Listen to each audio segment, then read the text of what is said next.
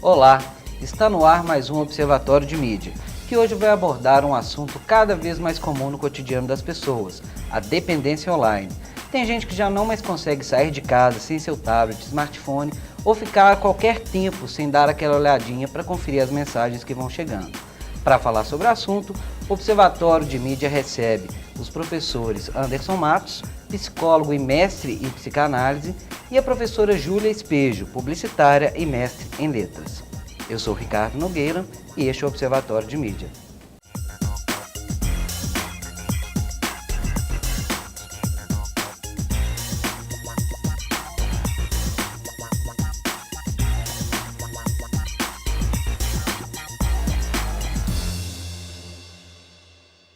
A dependência online é um problema cada vez mais comum que a gente repara no dia a dia, especialmente com os jovens. Para a gente começar esse observatório de mídia, queria perguntar ao professor Anderson como a gente pode definir dependência.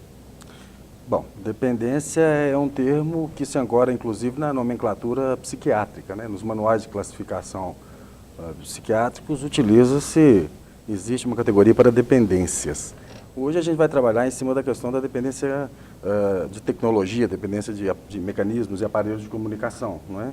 Mas ela não diferiria, a princípio, de uma dependência, como uma dependência química, uma dependência qualquer, né? Dependência de medicamento, dependência de algum produto tóxico, enfim.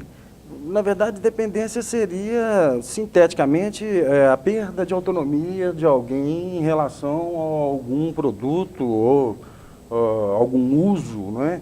É o momento onde o sujeito não tem mais uma autonomia adequada, ele perde a dose, perde o bom tempo, perde o timing. Então ele perde o controle em relação... Sim, ele perde a ferramenta se tem alguma utilidade, ou produto se ele oferece alguma utilidade.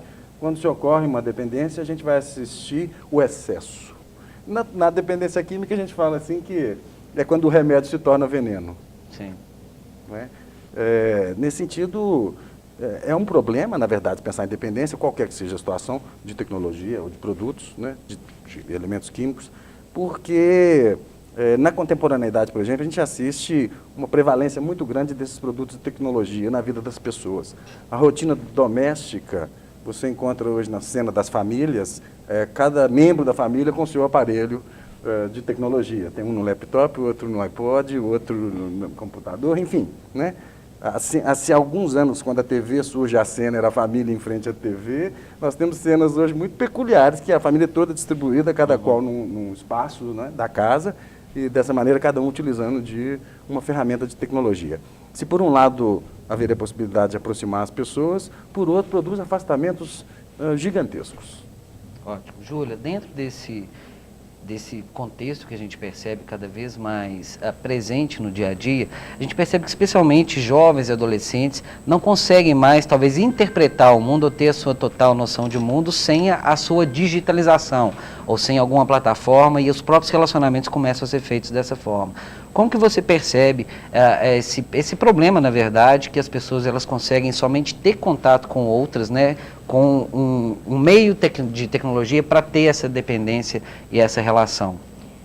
Bom, eu vejo que a gente utiliza porque realmente temos acesso, né, a todas essas tecnologias hoje. Porque se comunicar é um ato humano, a gente tem essa necessidade desde que a gente existe, né, na era das cavernas, lá o que a gente fazia?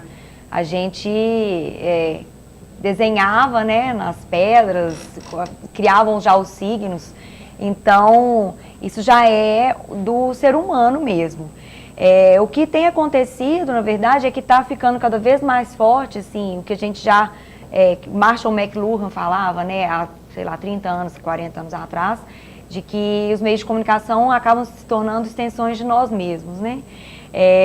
Faz parte da nossa vida contemporânea, está sempre querendo se comunicar e parece, a impressão que a gente tem é que se a gente não está atento e não recebe essa informação naquela hora que chegou, a gente está atrasado, né? Então, às vezes o trabalho também já nos força a ter essa frequência direta com os aparelhos, são e-mails chegando, mensagens via WhatsApp, e a gente tem que estar atento a tudo isso.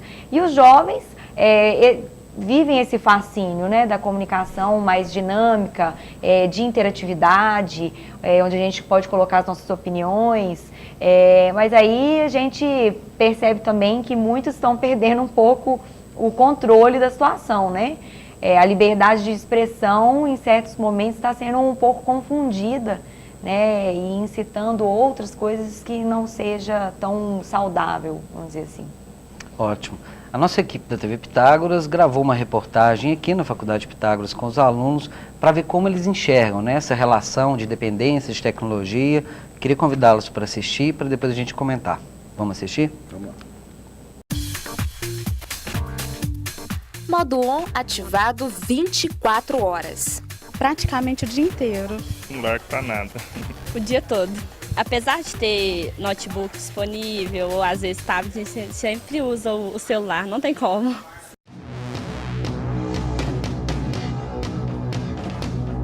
Agora imagine acordar um dia e o mundo inteiro estiver sem conexão à internet. Se acontecer isso, eu não imagino acontecendo isso. Somente no Brasil já são mais de 150 milhões de celulares conectados à internet. O smartphone pode ser considerado por muitos como uma parte do corpo humano, já que o simples fato de esquecê-lo em casa provoca a sensação de que está faltando algo muito importante. Ficar sem celular hoje em dia é quase que impossível, né? Você está o tempo todo comunicando, então dá aquele desespero. É como se estivesse desconectado do mundo, porque a gente pensa, não, alguém vai precisar de mim e não vai conseguir falar comigo, né? Só um minutinho, Carlos. Provavelmente você já deve ter passado por alguma situação assim, ou até mesmo tem esse hábito de quando está conversando com alguém, dividir a atenção com o celular. E provavelmente você deve ter se sentido incomodado comigo nesse momento, não é mesmo? Dá a impressão de que eu não estou dando muita atenção para quem está dirigindo a palavra comigo. Então eu não me sinto bem, procuro não fazer isso com as pessoas, também não gosto que ninguém faça comigo. Faço o que eu digo, não faço o que eu faço. E você faz isso? Faço. Você é uma dessas pessoas que também faz isso? Sim, com certeza. Por mais que seja desagradável, eu sei que eu cometo esse erro de estar conversando com a pessoa e estar ali no WhatsApp, às vezes respondendo, né, mais de uma pessoa ao mesmo tempo.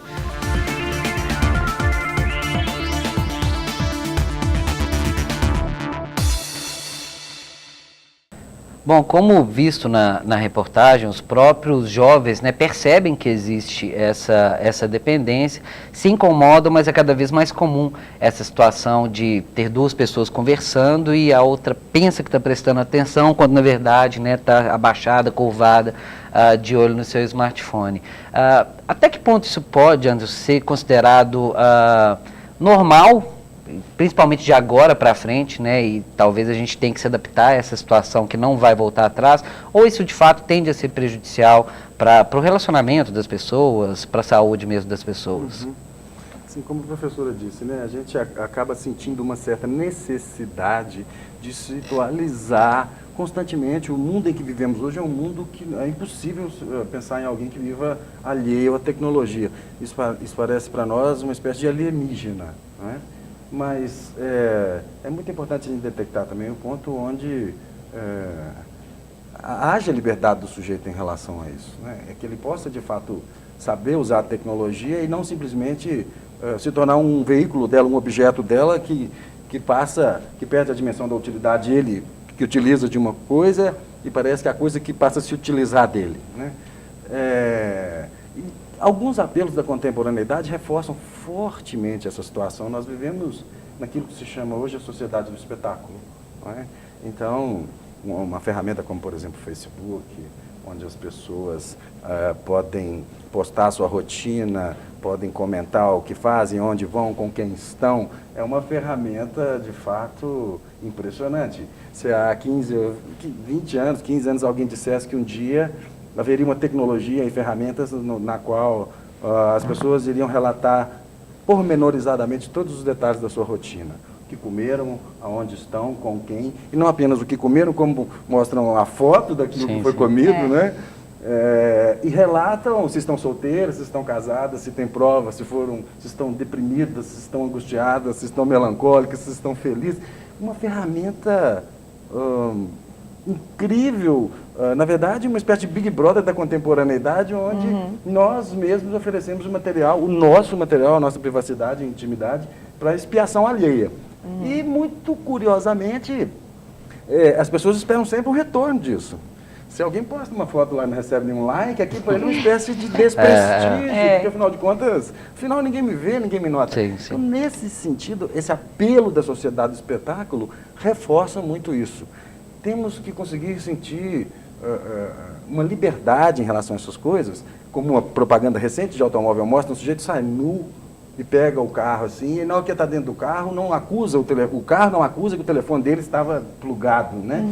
E ele volta nu e ninguém nota a nudez dele, né? Até que ele pega o telefone, quando ele pega o telefone ele está vestido de novo. Então, assim, a gente tem que saber se despir dessas tecnologias, a gente tem que saber em algum momento ir para uma cachoeira, ir para um mato, ir para um lugar qualquer que não tenha essa necessidade, esse uso, e conseguir relaxar e desfrutar disso. Para algumas pessoas se torna patológico na medida em que elas perdem essa dimensão. Isso vira uma exclusividade, daí sim, a gente falar independência, é o ponto onde se perdeu a liberdade e a autonomia do sujeito. Quando você vai, por exemplo, você planeja uma viagem, né, para descansar de férias, aí você liga pro hotel e pergunta se tem Wi-Fi grátis, né, senão você não vai fazer, ou nem liga pro hotel, né, hoje a gente já faz a reserva por e-mail mesmo, lá no site de busca e tudo. Mas aí eu acho que é nesse ponto que realmente a gente pode pensar que é dependência, né? A pessoa às vezes evitar de ir no lugar porque lá ela não vai ter acesso à internet. Então ela vai num restaurante, por exemplo, comer, ela quer mostrar o que ela comeu e ela não tem condições de fazer aquilo naquele momento, né?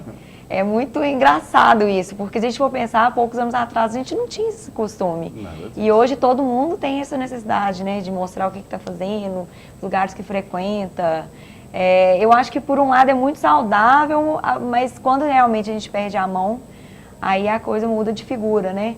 Às vezes a gente está conversando e perde a atenção na conversa porque o telefone chamou uma mensagem, você precisa olhar, aí isso vai te levar para outra coisa, e aí você continua conversando com a pessoa já não está te escutando mais, né? Tem um vídeo do Porta dos Fundos que mostra isso de uma forma muito bem-humorada, assim, que o casal, né, tá no restaurante, num bar, não sei, e a bateria dele acaba.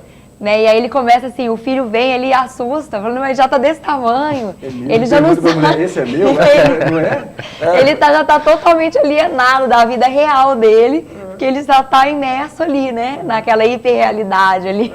É muito engraçado, mas realmente isso acontece muito. Esse episódio que você está contando é divertido, porque o sujeito acaba a bateria e ele olha para a cara da mulher dele.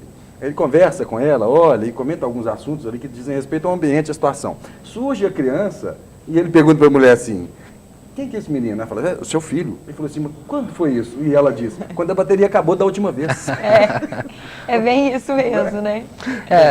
São fatos, de fato, cômicos, né? E há quem se aproveite disso para fazer ironia, brincadeira. Que bom, né, que seja assim também, que não seja só tenso. Mas o professor fala uma coisa muito interessante, que é essa questão da necessidade, e aí eu volto o foco novamente para os mais jovens, cada vez mais dependentes, essa necessidade de fazer outras coisas, talvez de viver um pouco o mundo offline, de fazer uma viagem, fazer uma cachoeira.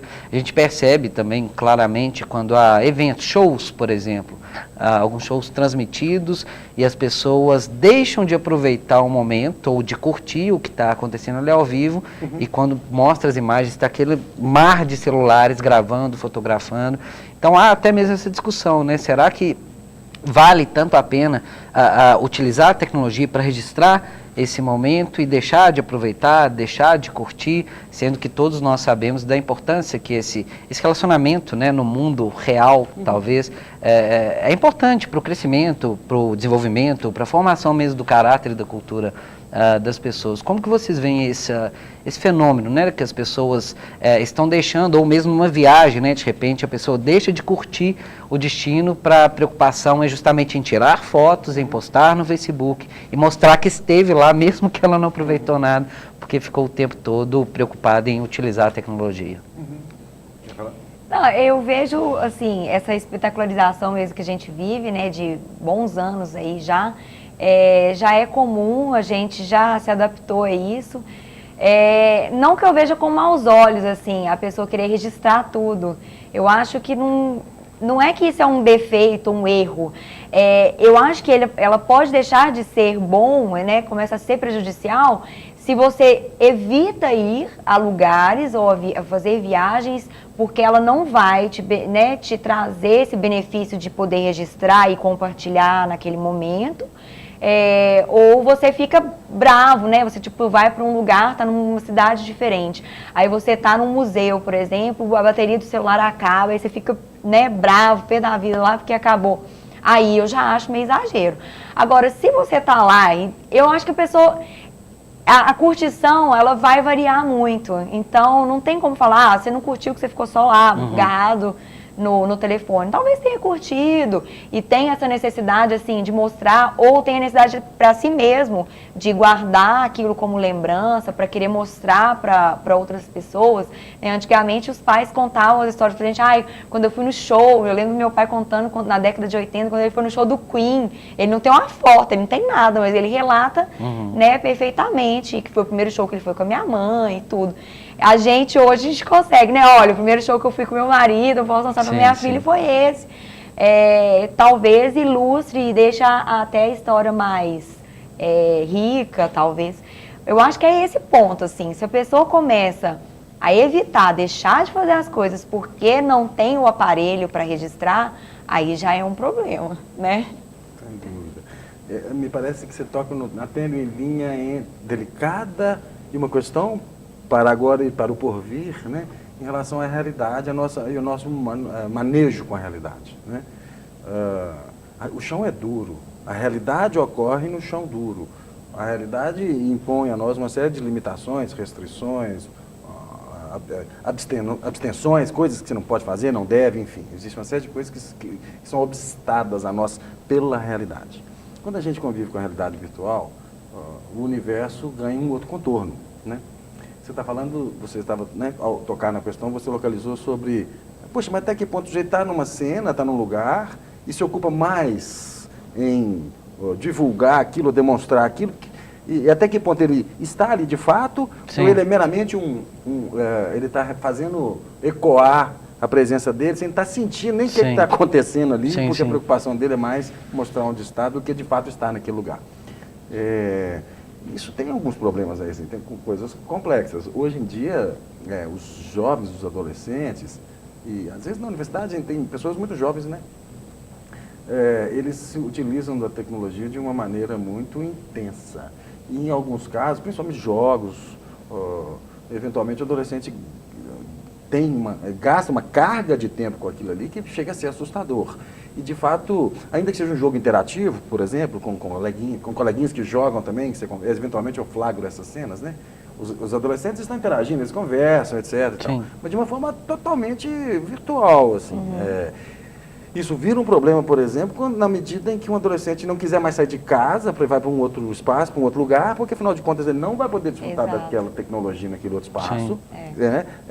E aí ele vai deixar de viver no mundo real e de ter relações reais e de conviver com as situações que estão, de fato, ocorrendo ali, né? Os divertimentos, as outras brincadeiras que as crianças fazem, porque ele foi privado de uma ferramenta que, no mundo virtual, dá a ele uma série de sensações que devem ser muito agradáveis, porque não consegue parar de fazer isso. Mas esse é um ponto delicado. Eu falo aqui do jogo e acho que poderia expandir esse exemplo para várias outras situações do cotidiano das pessoas hoje em relação à ferramenta.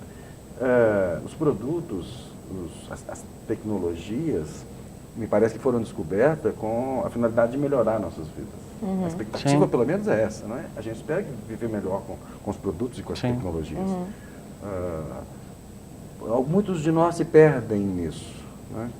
Em algum momento isso pode se tornar, onde havia aparente liberdade de um sujeito, ele encontra a servidão. É um ponto do qual não se pode esquivar. Devemos sempre olhar para os objetos, para os produtos, com essa visão crítica. É você que usa um determinado produto e não ele isso, que te não ele que te usa, não é? Inclusive quando discussão, né, se tal rede social é benéfica ou maléfica, na verdade depende do uso que se faz, né?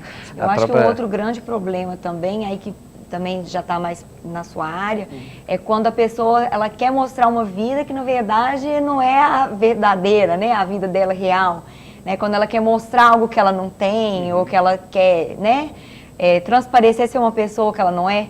Esse também é um grande problema. Sempre né? se publica só o positivo, exato, né? A gente nunca coloca que a gente está decepcionado. Quer dizer, às vezes tem, muita gente que coloca. Mas a gente sempre fica feliz em postar se a gente está num restaurante legal, se está no hotel legal, se você não faz.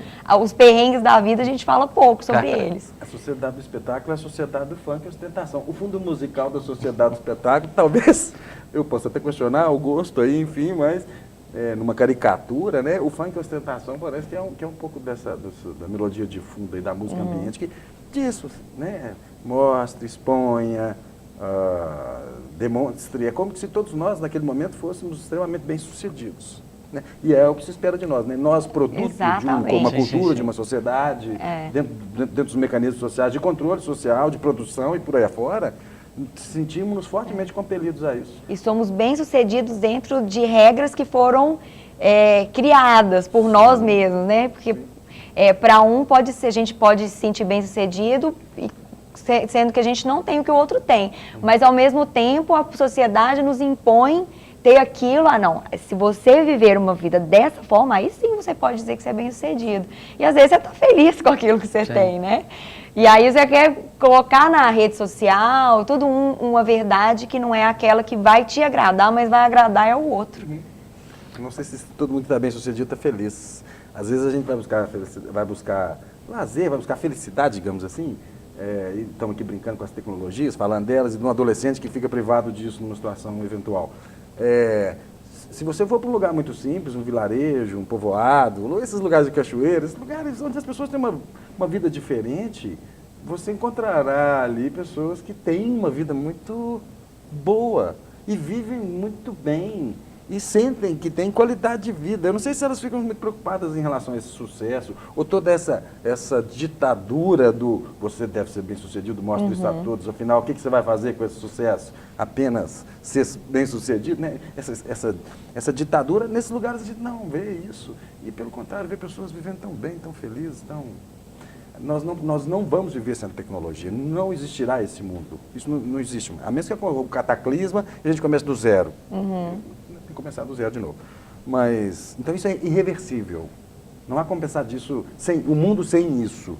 Agora, uma vez estando nisso, vamos pensar isso de uma forma crítica, de uma forma adequada. Os professores sabem disso, os colegas são professores. O aluno vai para a sala de aula e ele fica plugado durante a aula, sabe-se lá, meu Deus, fazendo o quê? Enquanto uma pessoa fala na frente dele, dá uma aula na frente dele. Isso é um abuso, me parece.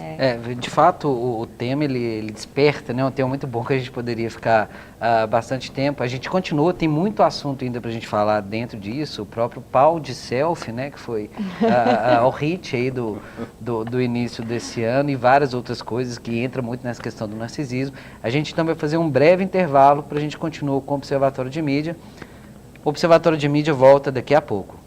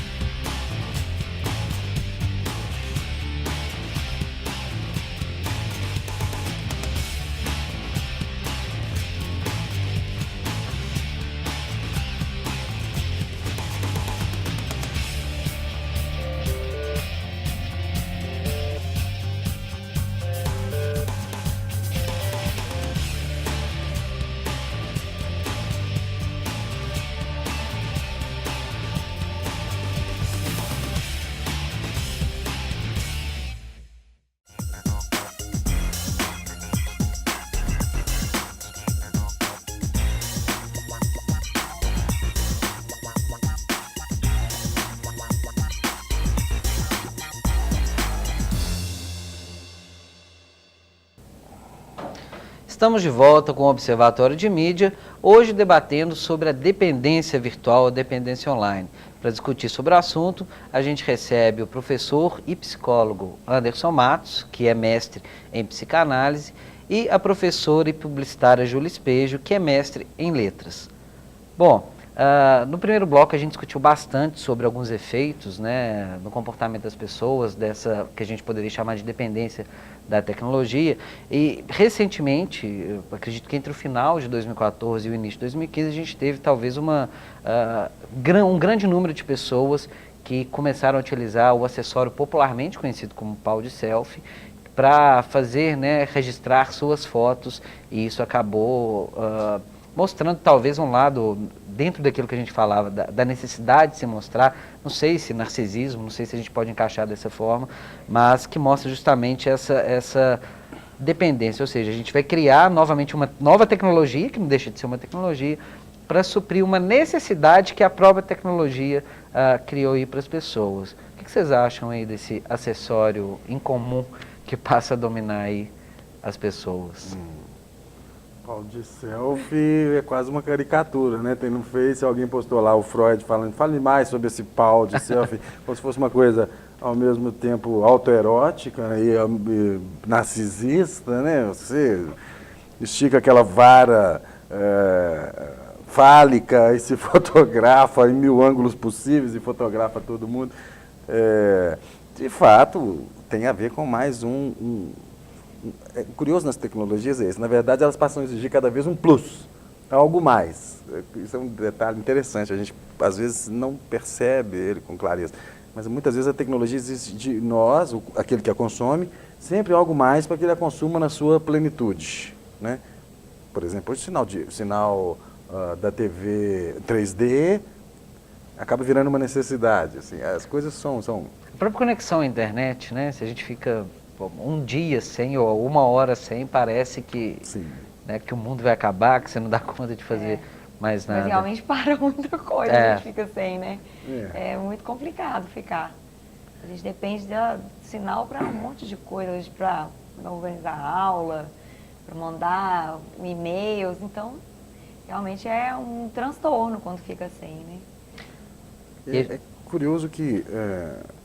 como eu disse assim, os produtos eles surgem e acabam exigindo outros insumos para se manterem funcionando, etc, etc. Que não tem a ver com tecnologia, mas só para a gente pensar em produto. O açúcar, por exemplo, que alavancou a economia brasileira como colônia portuguesa, o açúcar, no princípio, era um luxo para nobres, né? As especiarias que motivaram as grandes navegações, as especiarias eram principalmente produtos, muitas vezes gastronômicos, para a nobreza, né? E esses produtos foram surgindo e ocupando lugar importante na cadeia econômica das culturas, porque eram produtos especiais, especiarias, como o nome diz, né? E isso, com o tempo, esses produtos eles vão se popularizando. Estou dando esse exemplo banal do açúcar aqui, isso pode ser aplicado a uma miríade impensável de produtos, quase todos eles, talvez, né? E aqui depois caminha para o campo da necessidade, se populariza, fica um pouco mais barato, fica acessível às pessoas, se torna uma necessidade, e nesse ciclo a gente, novamente, eu acho que eu me repeti muito aqui hoje, mas não consegui escapar disso, vira um consumidor consumido. Devemos utilizar, é importante nos comunicarmos, isso dá a nós hoje a internet, dá uma agilidade formidável, ela ampliou o mundo, de fato agora vivemos num mundo sem fronteiras, de fato agora o mundo se globaliza, inclusive do ponto de vista político, das informações, do ponto de vista, coisas impensáveis.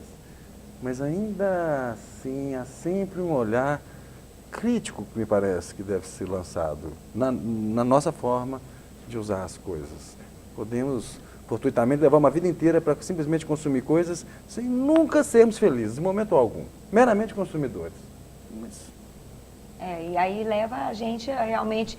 Se criam, né, produtos que dá a impressão que a gente não pode ficar mais sem. Na verdade, né, o braço já fazia uma boa... já dava um bom ângulo para a foto, né?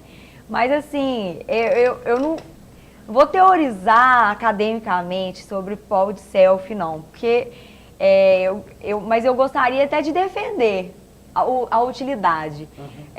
Eu não sei, acho que eu gosto muito mesmo de comunicação, eu gosto da interação que a internet trouxe.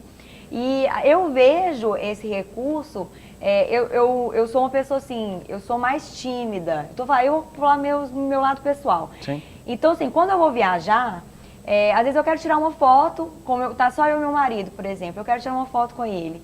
Eu não consigo, eu não gosto de ficar pedindo às pessoas, né? Tira uma foto aqui pra mim, eu detesto. Então, normalmente, ou a gente tem foto do lugar, ou é uma foto dele sozinho ou minha. Ou aquela distorcida, né? Então, esse recurso é interessante. Né? O problema é que as pessoas acabaram banalizando demais. Sim. Você vai em qualquer lugar, você tá lá com o pau de selfie tirando, você não utiliza de uma maneira assim, porque né, o ideal não é ficar com aquele pau aparecendo na foto. Você consegue, através né, da angulação onde fica o celular, você colocar sem aparecer. Só que fica, né? Aí todo mundo tirando foto com aquilo. Aí chega uma hora que você pega até birra, né? Eu comprei, o meu tá guardado lá, porque eu não dou conta de usar, de tanto que a gente viu o pessoal utilizar. Mas assim, então eu não vou aqui só pensar no lado narcisista da coisa. Eu acho que é um recurso que realmente pode ser bem utilizado. O problema é que acontece sempre isso. As pessoas né, exageram, é igual a comida hoje. Né? O que é natural, o que é saudável. Aí a pessoa começa a comer só aquilo, sabe? Não sabe mais se deliciar com sorvete, poxa. Tem a hora que você pode né, sentir lá um prazer de comer uma coisa que às vezes não é tão saudável. O problema é sempre mesmo o exagero, é você sempre cair naquilo. Então, por exemplo, a pessoa viajar e ela esqueceu o pau de selfie dela, ela fica brava porque ela esqueceu. Então, acho que tudo é uma questão de equilíbrio, né? Para não deixar isso virar um problema na vida, né? Eu acho que até mesmo para a gente equilibrar, né? Que eu acho que equilíbrio também é uma palavra bem interessante. A gente está falando né, de principais problemas que essa dependência da tecnologia ou dependência digital online pode trazer, mas a gente percebe também que há uma facilidade muito grande né, trazida também por essas tecnologias, por esses aplicativos, aparelhos, etc. É muito comum e muito usual hoje empresas ou mesmo grupos de amigos utilizar o WhatsApp, por exemplo, que talvez seja dos novos aplicativos, das novas tecnologias, a que mais tem crescido né, na utilização, especialmente no Brasil, a facilidade de fato de se comunicar de uma forma rápida e eficiente. Júlia, você que está mais ligada com essa área da comunicação, como que você percebe que as pessoas têm utilizado para o bem essas tecnologias? E aí, desde mídias sociais, a e-mail, possibilidade de e-mail no celular e essa forma de comunicação. Como você vê que isso pode trazer ganhos né, para esse profissional que trabalha diretamente com a informação? A gente tem hoje um fenômeno que a gente chama de jornalismo cidadão, né? Onde as pessoas comuns, elas conseguem participar da comunicação de forma mais ativa. Então, às vezes você está na rua, você né, vê um fato ali acontecer, você consegue entrar em contato com mais rapidez, né, mandar até imagem, vídeo para nós temos aqui já programas que fazem isso, jornais impressos também que utilizam desses recursos digitais. E eu vejo que isso traz mesmo o cidadão para mais perto do que está acontecendo na sua comunidade. Isso é muito importante. A gente antes vivia de uma maneira mais... o poder da comunicação ficava muito preso, muito engessado, né? E isso conseguiu diluir um pouco essa situação. Eu acho que as pessoas hoje elas conseguem ser mais ativas. Às vezes até nem sempre um veículo de comunicação tradicional, a pessoa usa a mídia social, o Facebook, tudo para expor suas opiniões. Isso também é importante. Mas aí a gente já está esbarrando numa coisa muito perigosa. Até uma aluna ontem, não sei, aqui da TV Pitágoras, a Nayara, escreveu alguma coisa no Facebook sobre isso, né? Liberdade de expressão está se confundindo com discurso de ódio. Então as pessoas estão utilizando essa liberdade, às vezes, de uma maneira que não é benéfica, né? Incitando o ódio mesmo, o preconceito, e aí as pessoas estão errando a mão. Eu acho que a gente está passando por um momento agora que a gente tem que se preocupar mesmo né, de ter não só a inclusão digital, mas uma educação digital. As pessoas saberem utilizar esses recursos de uma maneira que seja interessante, que seja válida, né, para a nossa comunidade, para as pessoas que não estão de fato dentro da área de comunicação, né, porque a gente está direto, né, em constante atenção com o que está acontecendo. E para as pessoas que não estão na área, às vezes passa despercebido. E quando você vê, você já está fazendo o que você viu o outro fazer, né? Então eu acho que isso é interessante, eu acho que são coisas que a gente tem que começar a conversar com as crianças, para que esse tipo de comportamento assim comece a dar uma amenizada, né? Porque isso é perigoso até. Pois é, Anderson, é muito legal o que a Júlia colocou. Recentemente, a gente teve, no pleito eleitoral de 2014, uma amostra muito clara disso, né, desses discursos de ódio e é óbvio, né, que a partir do momento que o meio se populariza e as pessoas passam a ter mais acesso, todas as pessoas vão passar a fazer parte daquilo ali e vão utilizar da forma como mais lhe convém.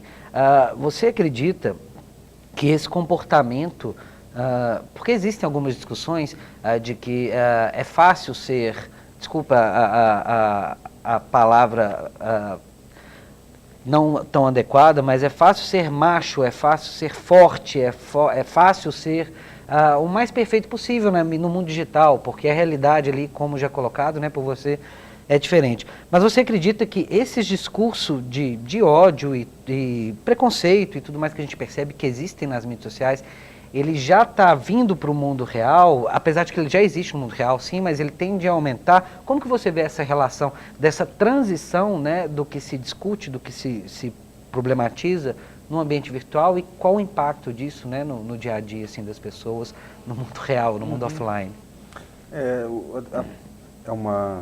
A Júlia coloca muito bem, né? Assim, quando, as tecnologias agora elas criam um up do ponto de vista da possibilidade de comunicação, porque o jornalismo, qual foi a expressão? Jornalismo cidadão. Jornalismo cidadão, fato, né? Você pode notificar as pessoas sobre eventos corriqueiros que uma árvore que caiu na chuva e que fechou o trânsito, enfim. Então, de fato, a possibilidade de se comunicar amplamente, imediatamente, instantaneamente, isso é um fenômeno formidável. Nós ficamos, né? Nós tomamos ciência, como eu disse há pouco, de um mundo literalmente sem fronteiras, um mundo que se globaliza, etc.